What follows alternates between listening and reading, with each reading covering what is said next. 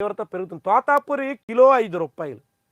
తోతాపురి మామిడికాయ కిలో రూ. 5. రైతు మార్కెట్‌కి తీసుకెళ్ళి అమ్ముకోవాల్సొస్తే రేట్ ఎట్లా ఉందో చూడండి.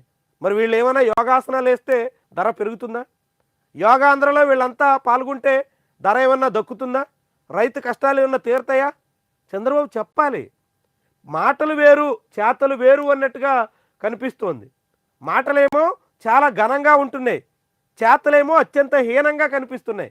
పొగాకు మొత్తం కొనుగోలు చేసేస్తాం అని అన్నారు, కానీ ఇప్పుడు పొగాకు రైతులు ఒక్కొక్కరుగా ఆత్మహత్యల పాలవుతున్నారు. మామిడి పంటకి ఎక్కడా డోకా రానివ్వము అని మాటలు చెప్పారు, కానీ మామిడి కిలో రూ. 5. మార్కెట్లో మీరు కిలో ఎంత కొంటారో కామెంట్ రాయండి. అసలు ఎంతగా మార్కెట్లో రేటు కొనుగోలు చేయాల్సి వస్తుంది?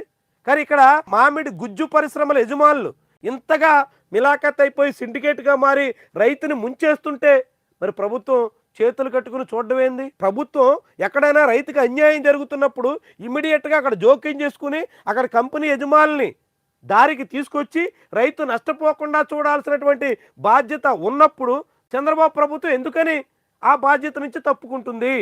పొగాకు ఐటీసీ లాంటి కంపెనీలు మేము కొనుగోలు చెయ్యం అని చేతులు ఎత్తేస్తే ప్రభుత్వం ఏం చేయలేకపోయింది. కోకో రూ. 850 ఇంటర్నేషనల్ మార్కెట్లో ఉంటే 400కు మించి మేము ఇవ్వం అని కంపెనీ అంటే ఈ ప్రభుత్వం చేతులు ఎత్తేసింది. ఆఖరికి వ్యవసాయ మంత్రి అచ్చెన్నాయుడు ఒక రూ. 50 ఎక్కువ వేసి కొనుగోలు చేయండి అని బతిమాలుకోవాల్సిన పరిస్థితి వచ్చింది. ఇప్పుడు మామిడి ఒక్క మంత్రి వెళ్ళి మామిడి రైతుల్ని పరామర్శించారా? మామిడి పంట కొనుగోళ్ల విషయాన్ని పర్యవేక్షించారా? మామిడి రైతుల కష్టాలు తీర్చే బాధ్యత చూసారా? యోగాంధ్ర కోసం అంటూ వైజాగ్లో మొత్తం క్యాబినెట్ అంతా తెస్టేశారు. మొత్తం అందరు మంత్రులు ఇప్పుడు వైజాగ్లోనే. కేవలం ఆ పవన్ కళ్యాణ్, నారా లోకేష్, పవన్ కళ్యాణ్ సినిమా షూటింగ్లో ఉన్నారు, నారా లోకేష్ ఢిల్లీ పర్యటనలో మంత్రుల్ని కలిసే ప్రయత్నాల్లో ఉన్నారు. వాళ్ళిద్దరూ మినహా మొత్తం 4-5 రోజులుగా మంత్రులంతా వైజాగ్కే పరిమితం అయ్యారు, అది కూడా యోగా డేకే. మరి ఇక్కడ రైతుల కష్టాలు పట్టించుకునేది ఎప్పుడు? రైతుల సమస్యలు తీర్చేది ఎప్పుడు? రైతు గోడు వినేది ఎప్పుడు? మామిడి రైతు చూడండి, ప్రభుత్వం ఆదేశించినా దక్కని మద్దతు ధర. ఇది ఆంధ్రజ్యోతి పత్రిక, ఎవరో చెప్పట్లా, ప్రభుత్వం ఆదేశాలు ఇస్తుంది, అమలు కావట్లా. ఇంకెందుకు ఆదేశం? ముఖ్యమంత్రి మాటలు చెప్తారు అమరావతిలో కూర్చుని, చిత్తూరులో ఆయన సొంత జిల్లాలో మామిడి రైతు ముప్పు తిప్పలు పడాల్సి వస్తుంది.